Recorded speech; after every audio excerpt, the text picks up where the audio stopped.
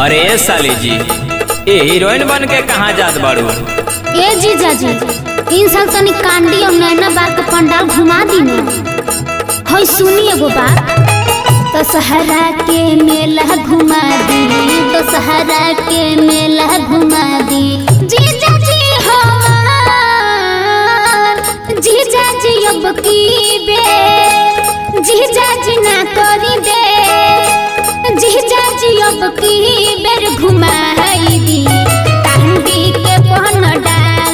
जीजा जी अब की बेर घुमाई दी कांडी के पहन डाल। जीजा जी अब की बेर घुमाई दी कांडी के पहन डाल।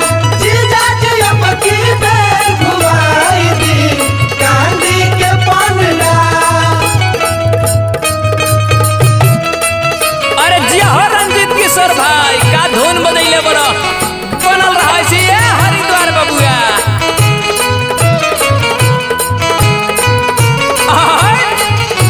वाह पुष्कल जी वाह, का झाल बजा रहे हैं वाह।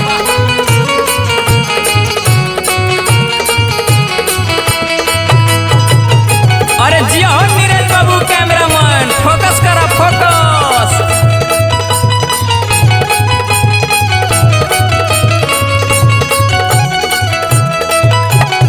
ए जीजा, पर साल तो चुनरिया दीदियों के नहीं लली, इन साल हमरा तो घुमा दी। अच्छा भोकालपुर घूमू, भोकालपुर घूमी है। घुमैला न पर साल गढ़वा हो, न लैला नगर से नरियलवा हो। असो न जदी घुमैबा ए जीजा, चल जाई हमहू घरवा हो।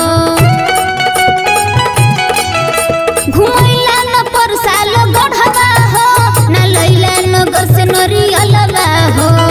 असो न जदी घुमैबा ए जीजा, चल जाई हमहू घरवा हो। ए साली कहाँ कहाँ घूमबू बताई दिया तू, पहले गढ़ावा के कंडी समझाई दिया तू। ए साली कहाँ कहाँ घूमू बताई दे तू, पहले गढ़वा की कांडी समझाई दे तू। सब तो बहिनी घुमई है ये जीजा, सब तो बहिनी घुमई है ये जीजा। तब चली के तार, जीजा जी अब की बे, जीजा जी ना करी दे, जीजा जी अब की बेर घुमाई दी कांडी के पहन डाल। जीजा जी अब की बेर घुमाई दी कांडी के पहन डाल। जीजा जी अब की बेर घुमाई दी कांडी के पहन डाल। जीजा जी अब की बेर घुमाई दी कांडी के पहन डाल। अरे जिया ये पिंटू बाबू, रमेश बाबू चपले रहो। अरे नारियल बेचो ए अजय भाई, नारियल बेचो, दशहरा चढ़ गइल बावे।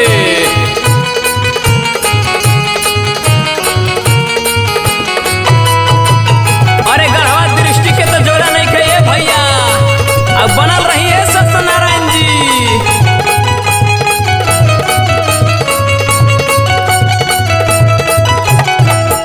कबो काड़ी, कबो केतार, कबो भवनाथपुर नगर, कहीं दे देली एक थपना तो घूम लेबे हरिहरपुर नगर। एक बार में बतावला नहीं खे होत, आए बताओ कहाँ घूमबे? जपला के मेला घुमई हा हो, चौमिन पकौड़ा खियई हा हो।